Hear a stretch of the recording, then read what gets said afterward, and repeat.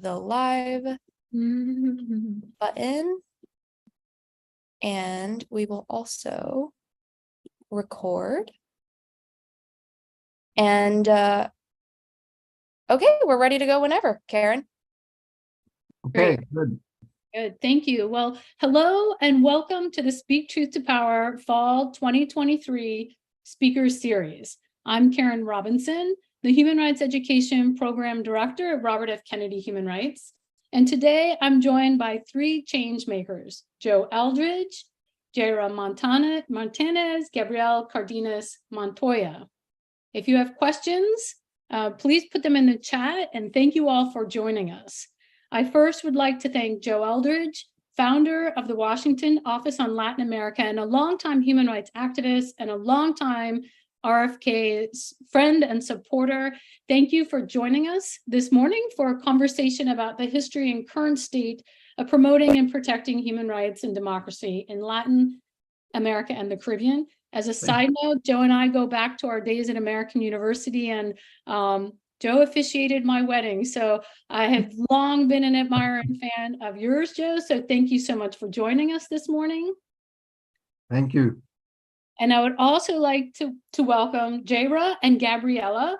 Both are students at the Manhattan Academy for Arts and Language, both seniors, so wrapping up their final year of school, and they will be our student moderators today. Thank you both for joining us. Oh, thank you for having us. Today, Joe, Jaira, and Gabrielle will take a closer look at the evolution of human rights and social justice throughout Latin America. But before we begin our conversation, I'd just like to introduce our organization and program. Robert F. Kennedy Human Rights advocates for the promotion, protection, and defense of human rights and human rights issues globally. We pursue strategic litigation both in the US and abroad. Speak Truth to Power is our human rights education program that combines powerful storytelling and interactive learning to provide the next generation with the concrete knowledge and skills they need to create change and defend human rights. With that, I will pass over to Jaira and Gabriella from our partner school in New York City. And first, could you tell us a bit about you, about your school? And then if you could start the conversation with Joe. Thank you so much, everyone. Yeah, I just want to say thank you to Karen and thank you, Joe, and thank you to all of you that are watching today. And if you have any question for us, please post them in the comment section below, and we're going to answer them as the time permits. My name is Gabriela, and I'm a senior at Manhattan Academy for Arts and Language, and I'm from Venezuela. I moved to New York when I was 15. I'm interested in the evolution of human rights in Latin America because it's where I'm from. Impacts the people that I love and care about. I want to make a positive change in our society, and I want to learn from people who are also fighting for human rights. Hi, my name is Jaira. I'm also a senior Manhattan Academy.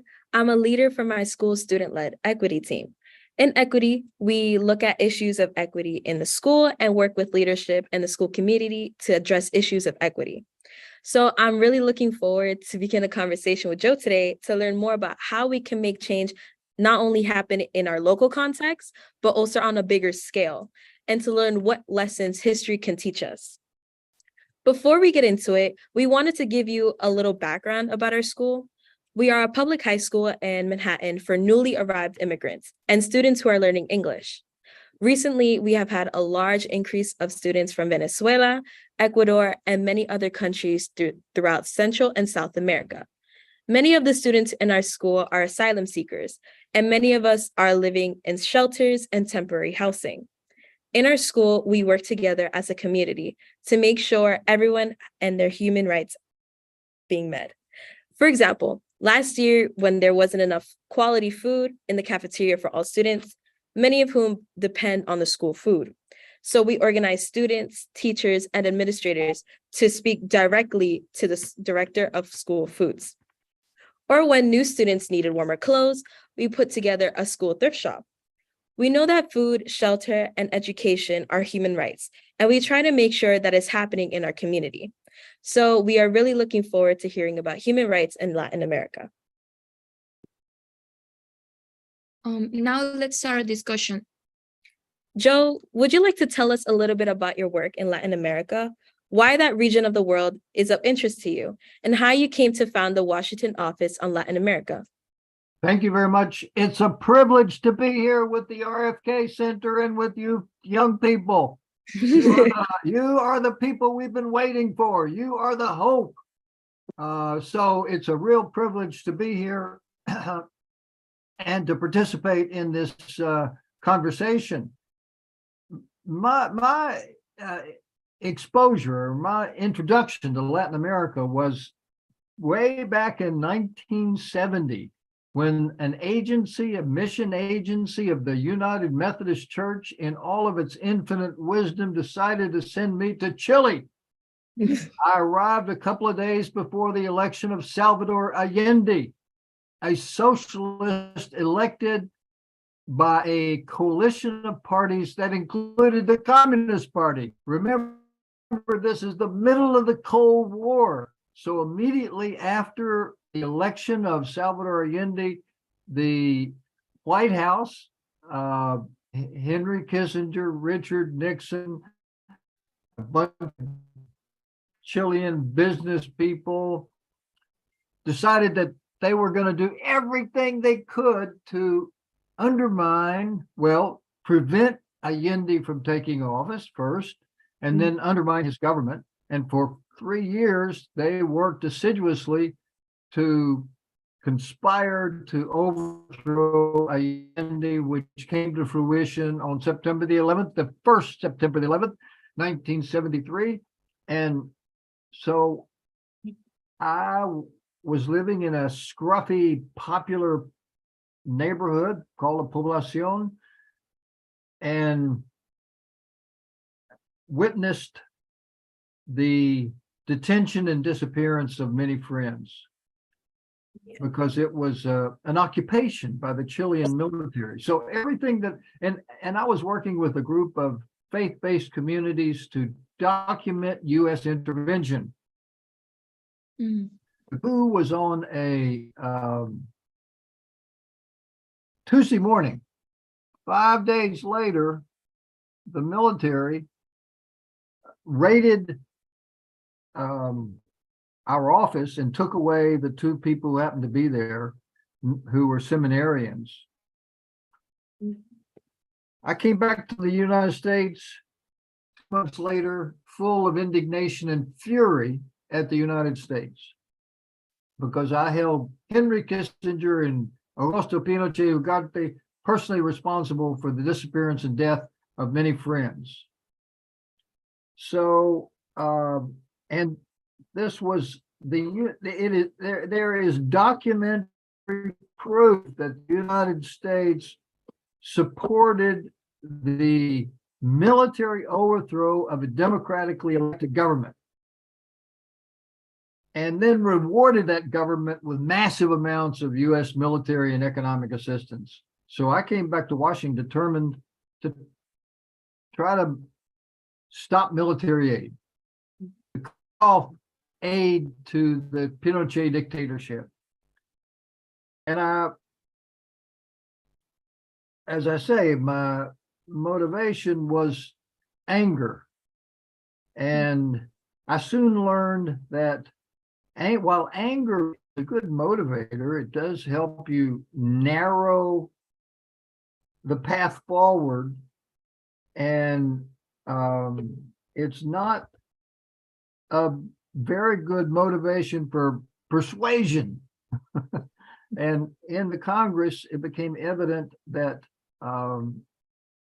that wasn't going to be sufficient, because I had to build alliances, I had to build relationship with members of Congress. And one of the persons I built a relationship with was John Salzberg, who chaired the subcommittee on international organizations, whose boss, Congressman Don Frazier, had been having hearings on human rights.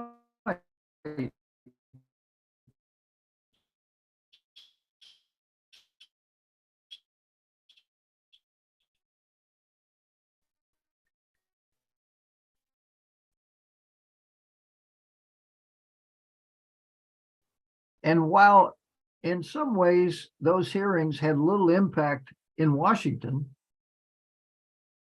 they had a huge impact in the countries that were being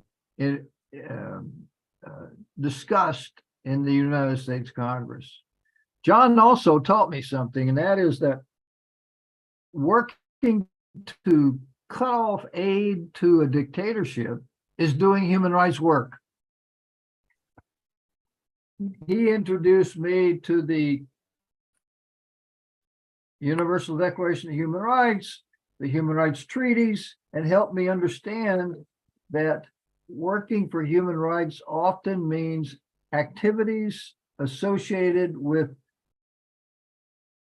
sanctioning these governments. And the way to do that is to get the attention of Congress, who control the purse strings for the administration. So the way to get the attention of Henry Kissinger and Richard Nixon, and subsequently Gerald Ford, was to cut off their aid.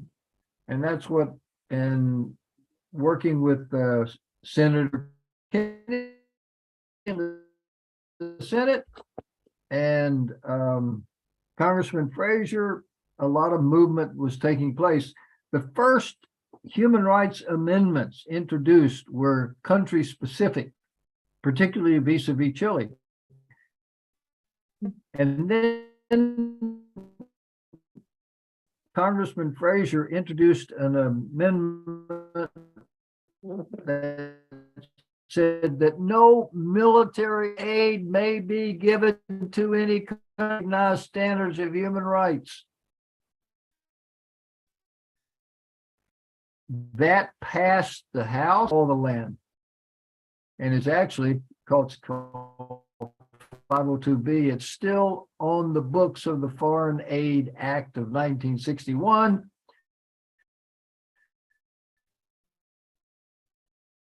The action in the Congress now are with the appropriators, because nobody. What's the lesson? The lesson for them: how anger is a legitimate emotion. It's not sufficient. And that a good friend of mine, John Pasacantando, says that anger without love is not activism. It's somebody who needs a therapist. So those two emotions, anger and love, are both powerful emotions. And if you only have anger, what's going to happen? You're going to burn out, right? You're going to just, anger eats the person alive who is angry. What sustains us? What sustains us? Love for our brothers and sisters in the hemisphere. So I think that's what has sustained me over the years, and that's what has kept me going, is solidarity, compassion, empathy. And that's what folks have in growth for your concern for and interest in human rights in Latin America and the Caribbean.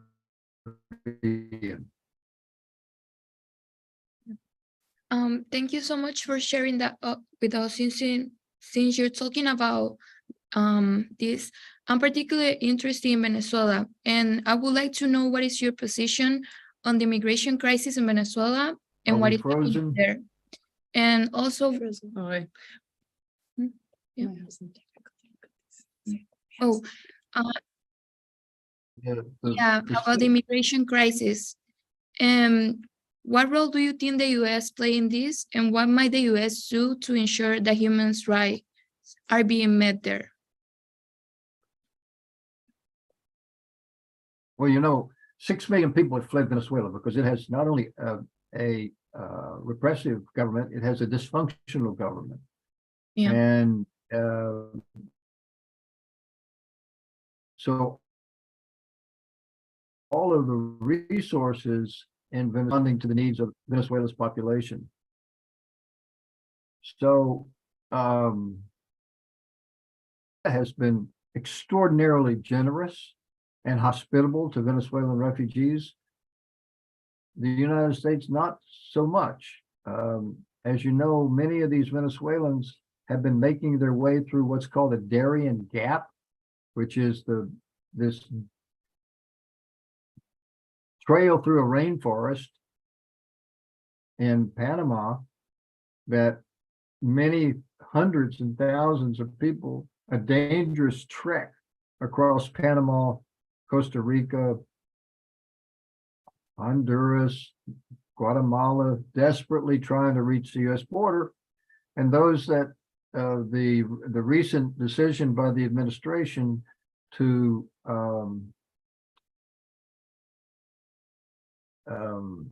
turn the Venezuelan asylum seekers back without due process, without fairly evaluating their claim of persecution. So I think that the United States has to be much more attentive to the humanitarian needs as well as the legal claims of the Venezuelans who are fleeing the repression and the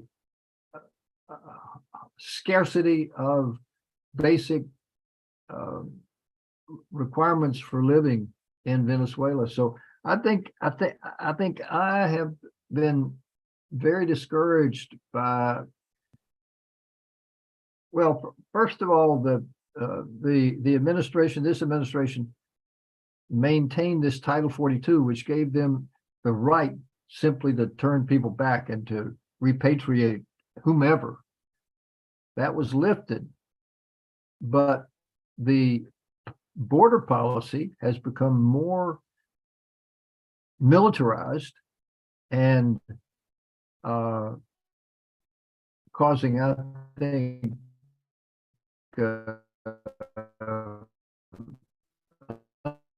unnecessary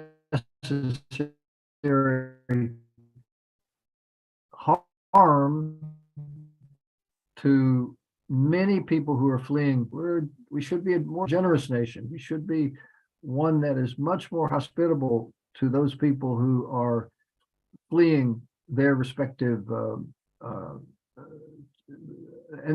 their respective countries. So I think that I'm disappointed at many steps being taken by this administration, and I think we should be much more open to hospitality and welcome. As I say, we're a big, wealthy country, and I think the action by Abbott in Texas and DeSantis in Florida to put these bewildered people in buses and sending them to Chicago or New York or Washington or wherever, I think is regrettable. And I mean, you don't use them as pawns to punish or to make a political statement. I mean, these governors are politicizing people in need, and I think that's regrettable and kind of overwhelming the services, the refugee and asylum services of New York and Illinois and certainly in Washington, D.C. So I think it's regrettable, and I think that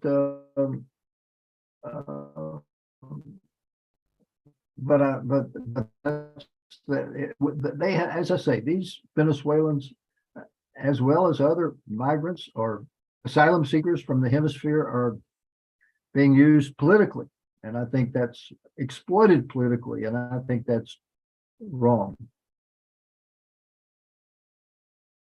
Thank you for that. And in our school, we try our best to really support these immigrants with whatever they need. But how can individuals not directly involved in activism help support immigrants and your cause? Well, I think through a number of agencies and individuals that are associated with faith-based communities. I know that our particular congregation has been very open, and I think that the best thing to do is to find in your area where the action is to be welcome and for service, United Methodist Committee on Relief. I mean, there are a lot of agencies associated with faith, and the Catholic Church obviously has Caritas.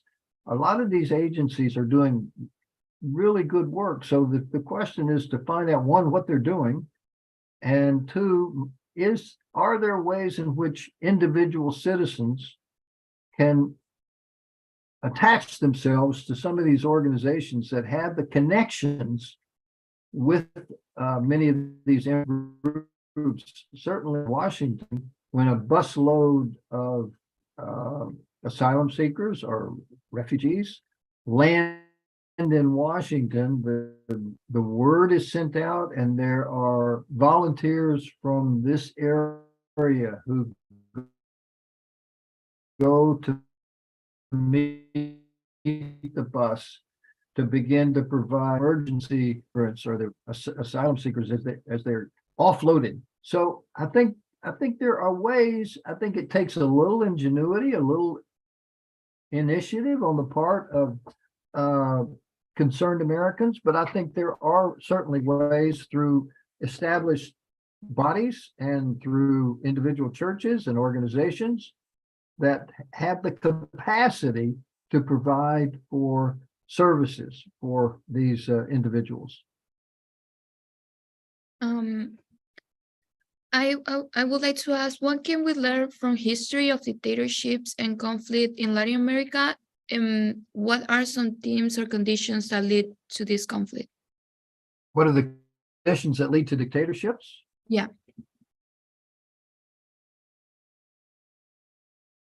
You know, there's great hope in democracy. There's great hope in pluralism. There's great hope that a friend of mine, not a friend of mine, I should say, Reinhold Niebuhr says, our capacity for justice makes democracy possible. Our capacity for injustice makes democracy necessary. The problem is that democracy hasn't delivered. It hasn't provided the personal security in many cases, so that crime runs rampant, and it hasn't provided employment and work opportunities. And as a consequence, people are in some places are losing faith in democracy. And it inevitably leads to the installation of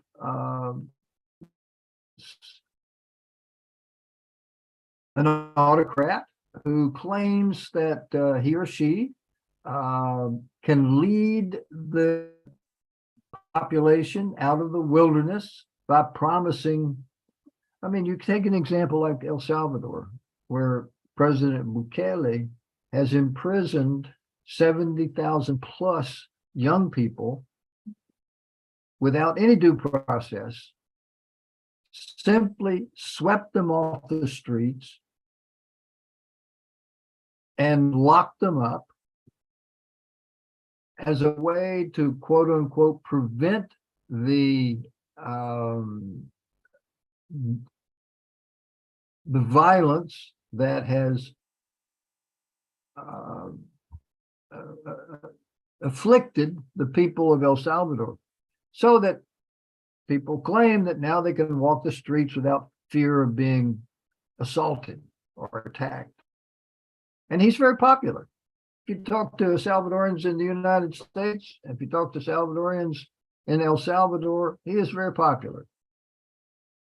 My question is, at what cost?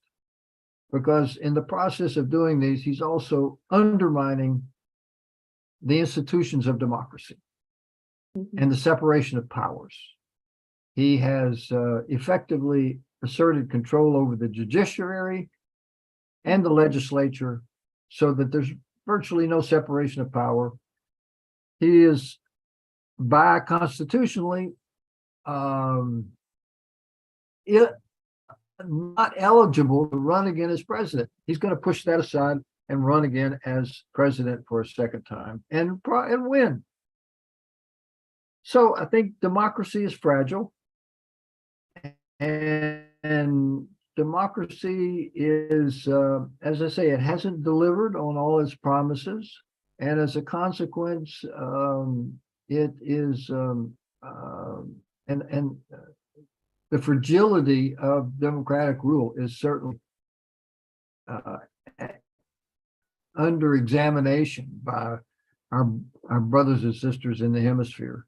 I mean, there are a few exceptions, but if you look at the Southern Cone, with the exception of Chile, well, Brazil and Chile are hopeful signs. And Colombia, I think, is a hopeful sign. And now in Guatemala, with Arevalo, the son of the president of Guatemala from 1946 to 1950, is a person, and the successor to his father was overthrown in a military coup in 1954, engineered by the United States. So there is, and he is running for president. He has been elected president. Of course, the question now is, on a reform platform, and if any country has been brutalized by civil war and state-sponsored violence, it's Guatemala. So I think there's great hope that he's going to be able to, one, take office in January, and two, govern, despite the fact that he will not have a majority in the Congress. But so there are glimmers of hope, but I think democracy is under assault. Thank you. So what are the biggest obstacles or systemic issues you face in your advocacy efforts? And can you also give us some positive examples of this work? Of what? You want me to repeat the question? Yes, please. All right. So what are the biggest obstacles or systemic issues you face in your advocacy efforts? And can you give us some examples of your positive work in Latin America? Well, one of the big obstacles is apathy. I mean, people look at Latin America and, the world right now is consumed by two wars, Israel, Palestine, and Ukraine, Russia. So the spotlight of the world swings away from Latin America, has swung away from Latin America. And I guess the question is,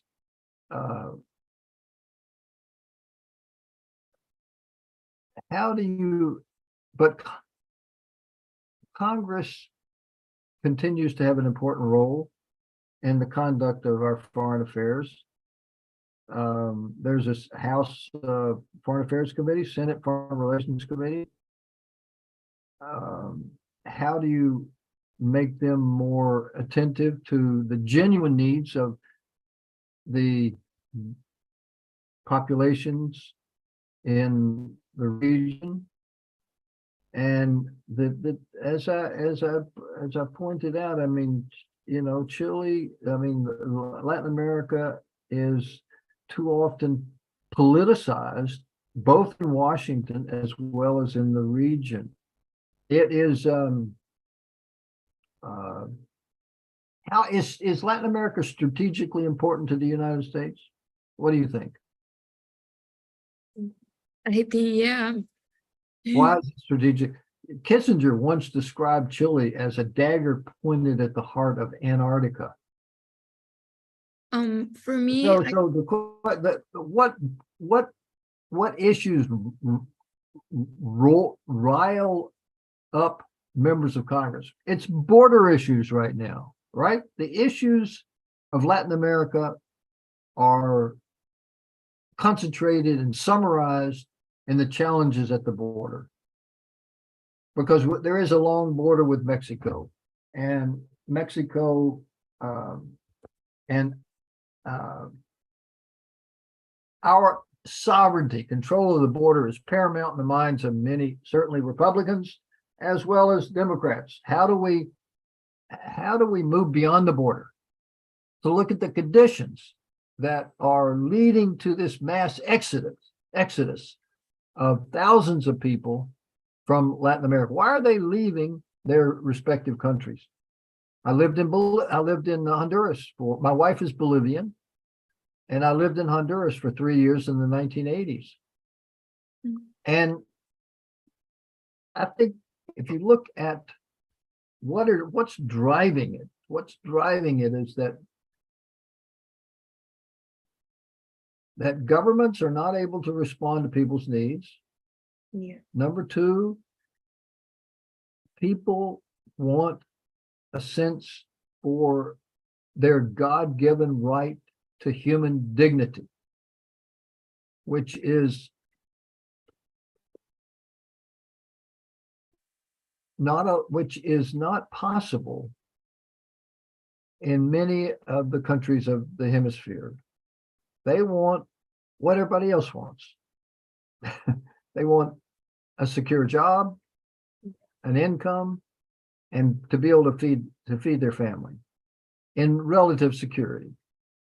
Yeah. And unfortunately, tragically, that's just not possible in many of the countries in Latin America. So that inevitably, that search for, it's simple and yet complex, that search for human dignity, I think, is driving much of the exodus from the hemisphere. And certainly there's scarcity of jobs, there's scarcity of the ability to live a dignified life as a human being, for their humanness to be respected and honored. I think that's what they're looking for. Mhm. So you've mentioned that people move from their home countries to look for like income and just their God-given human rights. So we've noticed how media, public perception, and what leaders are saying about immigrants and how they impact their actual living conditions. For example, at the beginning of the last school year, the mayor was excited to welcome asylum seekers in our city, but now the tone has changed. And many of the families in our school that are living in shelters are being bullied and pushed out. The mayor's language has also changed too. Now he is calling asylum seekers a crisis, and he said that they will destroy New York City. And he wants to end the right to shelter in NYC. As students in New York City, and with many students from Latin America, what could we be saying to our mayor and to other local leaderships? Could you be telling, it's Eric Adams, right? What Yes. could you be telling your mayor? Yes. In a way that would be persuasive? Yes. I don't know. I don't know. I mean, he is obviously responding to what he feels to be the popular sentiment at the moment. Mhm. So, because he's a politician, he's the mayor of New York City. So his visits to the region and his are all actions taken by a clever and I think decent politician.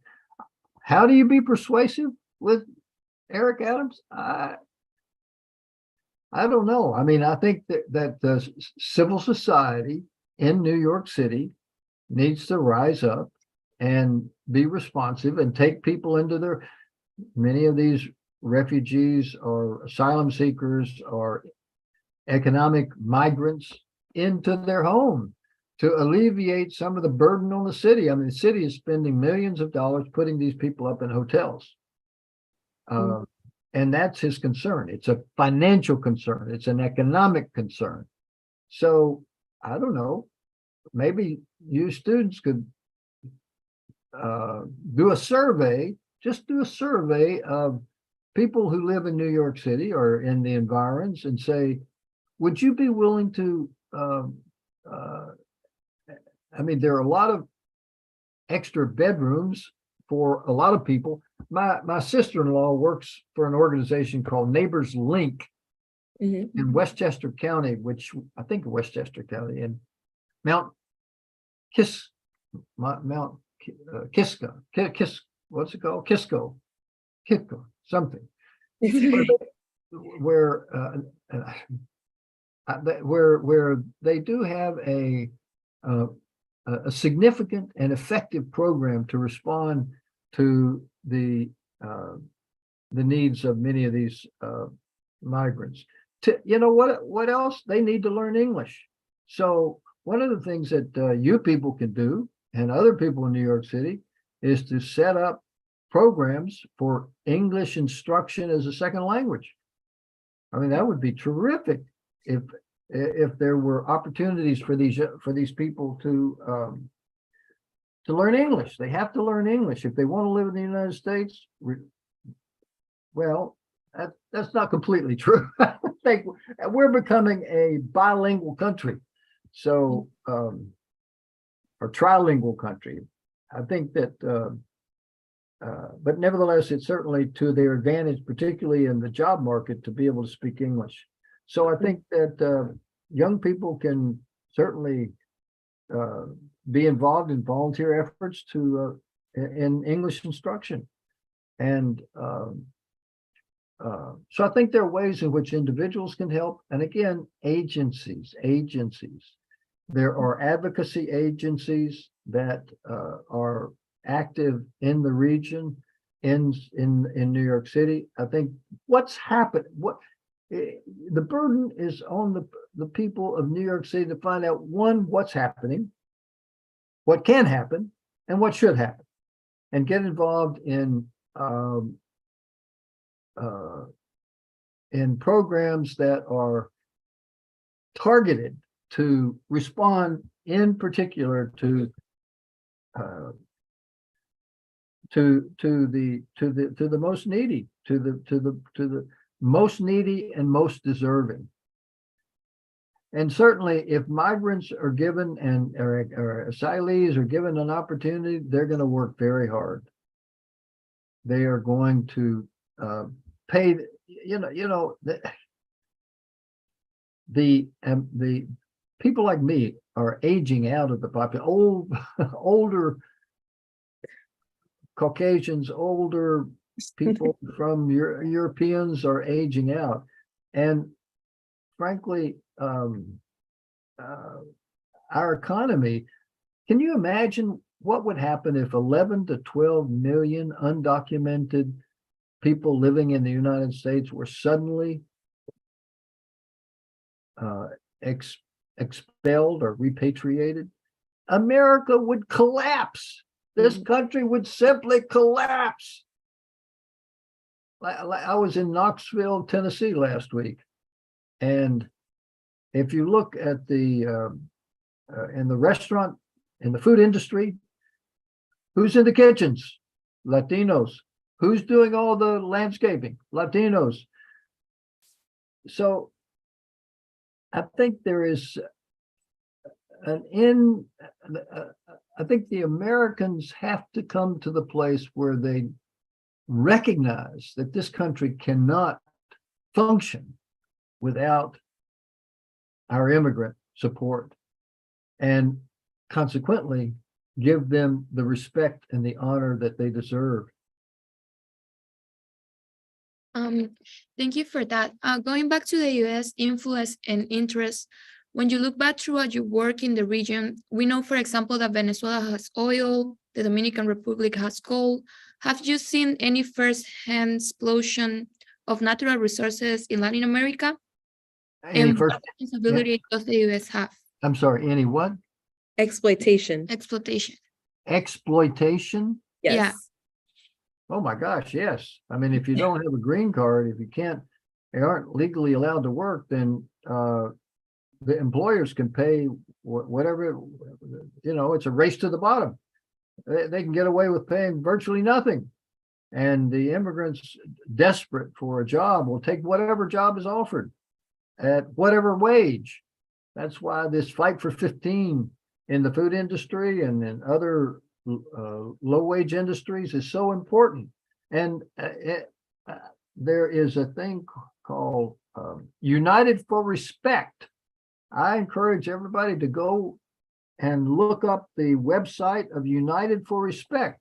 It started out as an effort to organize Walmart workers, who are some of the lowest paid, and many of them are temporary workers.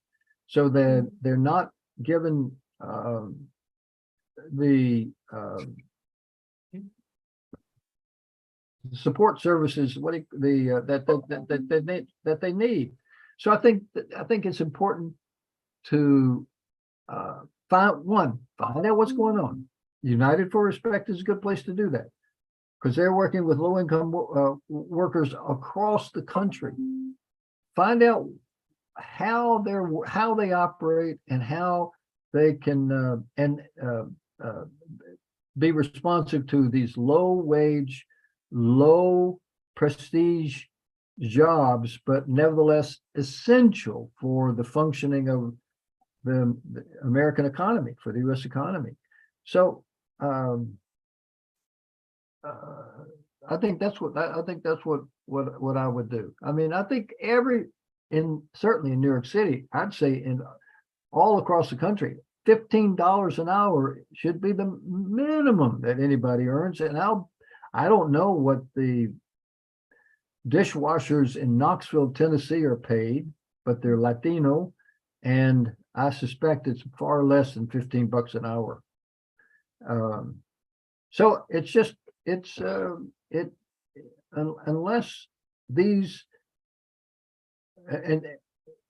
unless these standards are sometimes put into law and or put into custom, it's just not going to happen.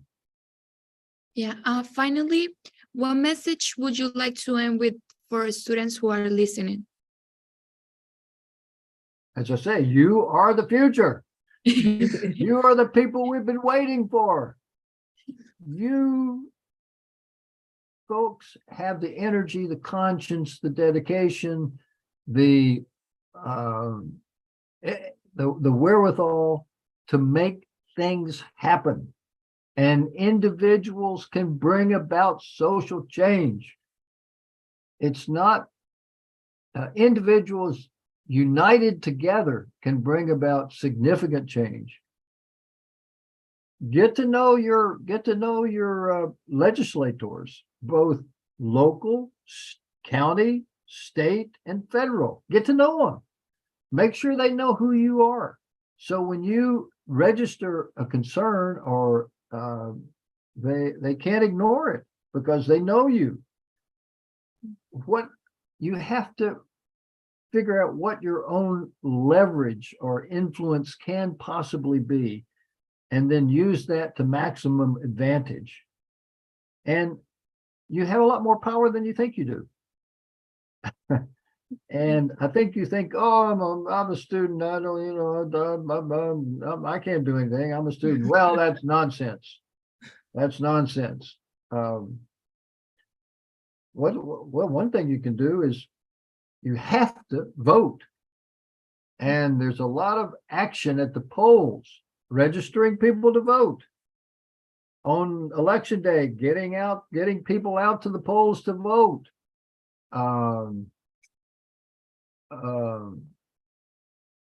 Knocking on doors. I mean, canvassing. When people come to my door, the temptation, of course, is to say, oh, please go away. But if they have a message, I'll be prepared to sit down and listen to them. whether it's Greenpeace or whatever it is. I think there are a lot of young people who are engaged politically. And I think it's so important. And the way to be engaged politically meaningfully is to be informed. What the heck is going on in my neighborhood? What the heck? I'm a member of what's called the Mount Pleasant Village. The Mount Pleasant Village is aging in place. We're a bunch of people who have all kinds of programs, and very active. It's a very active bunch of, there are like 240 members in our neighborhood. It's in Mount Pleasant. So I think that's something that that people organize. No power on earth can stop people who are organized, including young people.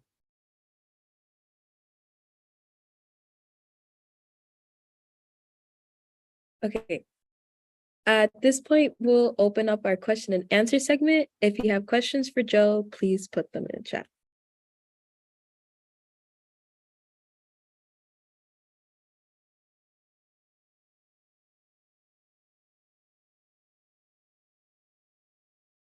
Am I supposed to be reading these, or are you going to repeat them?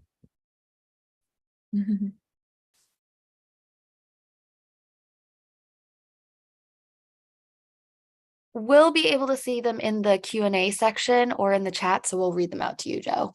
But as of yet, I don't think I see any questions. I think everyone's just listening. You mean I answered everybody's question? I'm stunned. You provided such a thorough explanation that there are no questions to ask so far. Well, you folks, you ask good questions. You ask thoughtful questions. You ask relevant questions. You ask questions that are on the minds of everyone. And you ask, and the questions reveal your humanitarian and your human rights impulses. So don't lose that.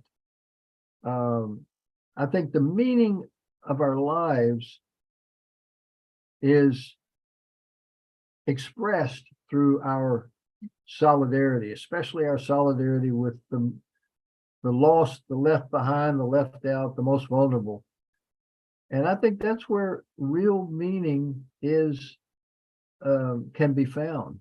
Well, why are we here anyway? What's it all about? Well, the only reason I can come up is we're here to try to make this world just a tiny bit better. Goodness knows there's ample suffering, too much death. Violence begets violence.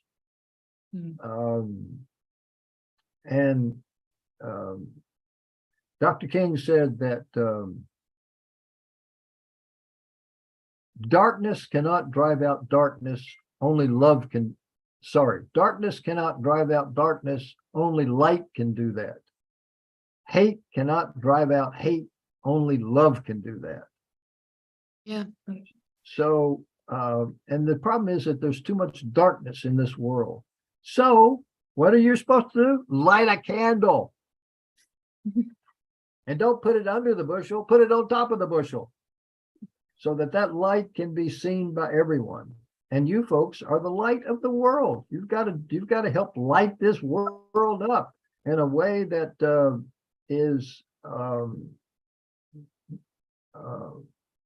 brings hope. Another friend of mine says that I love the recklessness of faith. First, you take a leap, and then you grow wings. First, you take a leap, and then you grow wings. That's the leap of faith, the leap of hope. Oh, Joe, hi, I'm sorry to interrupt. I think we actually have a few questions in the chat now. Jayla and Gabriella, if you want to get to that. Of course. So from Carrie Kennedy, our question is, what has been the most effective in creative change? Or what has been most effective in creative change? Excuse me. What has been the most effective? Yes, in creative change, in creating change, excuse me. Perseverance. Perseverance. Don't, it's, your people can be too easily dissuaded from pursuing. Who asked this question? Carrie Kennedy. Gary Kennedy should know because she personifies perseverance year after year after year after year, situation after situation after situation. It is fixing your vision on a direction and not letting anything deter you from pursuit of that vision of a better world. So I think just tenacity is, there's no substitute for tenacity. And the question, of course, is, especially for you young people, is how do you make your, I hope it's not a flirtation with human rights, but how do you take right now your focus on human rights and turn that into a vocation? How do you, we all need to make money. So how do you combine your pursuit for human rights, international human rights, with a paycheck? Big question, big question. How do you do that? If you can answer that, and so you can continue to make human rights integral to your own vocational aspirations, wherever you are, whatever you're doing. We have another question from Alison Gilmore. She's asking, how can we address the issues of government in countries like Venezuela without harming their citizens? I'm sorry, how can we what? How can we address the issues of governments in countries like Venezuela without harming their citizens? For example, sections that now prevent access to basic necessities. How do you influence the government of Venezuela? Is that it? To be more humane? How can we address the issues of governments in countries like Venezuela without harming their citizens? Okay, that's a good question. Sanctions. Well, sanctions. What do you think about sanctions? Sanctions, I mean, I think it's a case-by-case basis. I think sanctions against the apartheid regime in South Africa were effective. Sanctions against the Maduro government in Venezuela, I don't think are quite so effective. And so, I have very mixed feelings about sanctions. I think sanctions can have a negative impact on the majority of the population. Mm-hmm. How do you, well, one of the things is, I mean, certainly a lot of Venezuelans found their second home in Miami, right? Wealthy Venezuelans. Take away their visas, so some of these elites can't come to Miami on shopping sprees. That's a targeted sanction that targets the people most responsible for the repression in Venezuela. I think there are ways in which sanctions can impact those responsible for the violence, and there are sanctions that contribute to and increase the suffering of the majority of the people. I think sanctions have to be very selective, carefully calculated, and to have the impact, the desired impact, and not the unintended consequence of harming the very people you're trying to help. Very difficult, very difficult.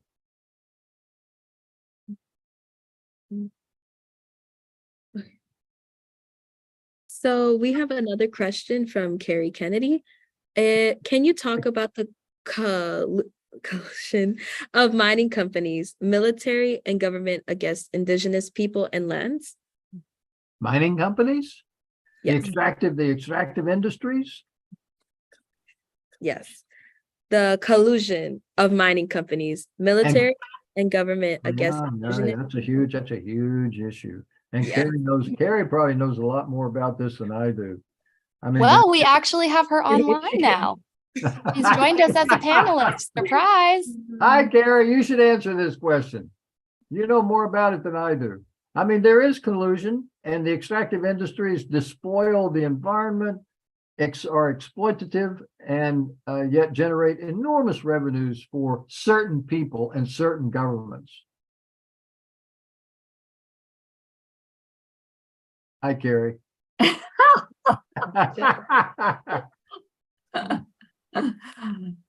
are you? Nice to see you.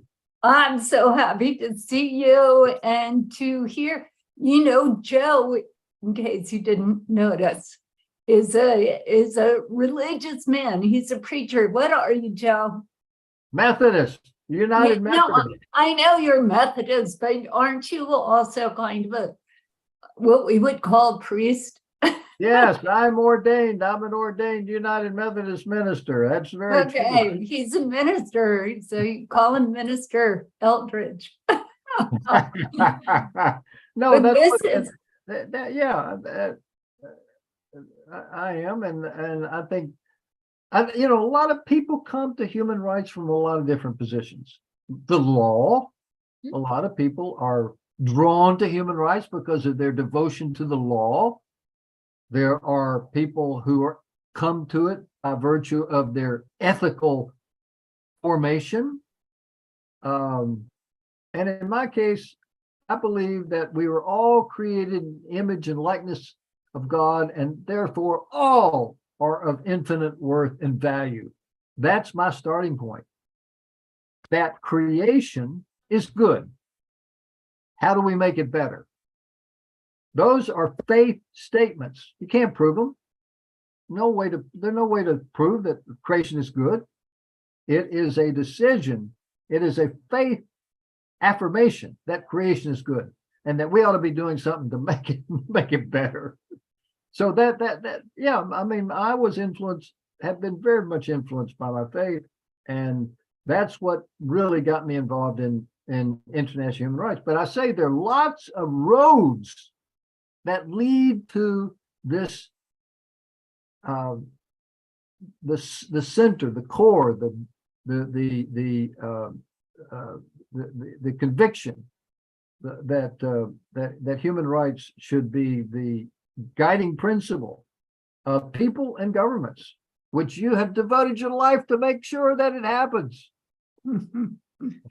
Well, let me just say that is why you lead with a boundless heart, Joe, and that's part of the reason you're so effective and have so many followers and adherents, and you inspire us all. So let me just add something to the fact that this is a spiritual quest in a lot of ways. It is also the law, and it's not a law imposed by colonialist countries. 190 countries have signed on to the Universal Declaration of Human Rights, and there's a litany of rights you have. You have the right to health care. This is not something that can be denied to you.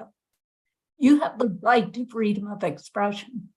If your freedom of expression is not being respected, you can sue somebody and hold them accountable. And so this is in the law. This is your right. So I think part of the quest is to know your rights. Amen, sister. Amen, sister. Now it's 11 o'clock. Oh, it's 11 o'clock. It's 11 Yep. o'clock.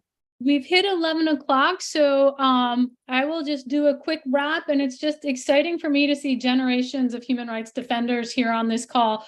Joe, with your long history, Carrie continuing and really leading the charge for us at RFK Human Rights, but for so many others, and Jaira and Gabby coming up behind us. The work you're doing in your school and in New York City for recently arrived students is really exceptional, and we're so proud to be partnering with your school and with you, and we look forward to that work going forward. And to everyone, thank you for joining us today. Thank you to those who see and use this recorded video later in your classes. the work in Latin America continues. We see it very directly in the immigration crisis that we're facing. This is just one small bit in how you can understand that more, and ultimately how you can take action to defend, protect, and promote the human rights of everyone, regardless of who they are and where they're from. So thank you all very much for joining us. Please go to rfkhumanrights.org to learn more about all of the work that we do as an organization. Take care, be good to one another. And with what Joe and Carrie say so often, go with love in your heart. And let's hold everybody up. Thank you, Karen. Thank you, guys. Thank you, Joe. We love you. Thank Thanks, you. Karen. Thank Thanks, you. Jaya. Thank you for the Gabrielle. questioners. Okay. Bye-bye. Bye-bye.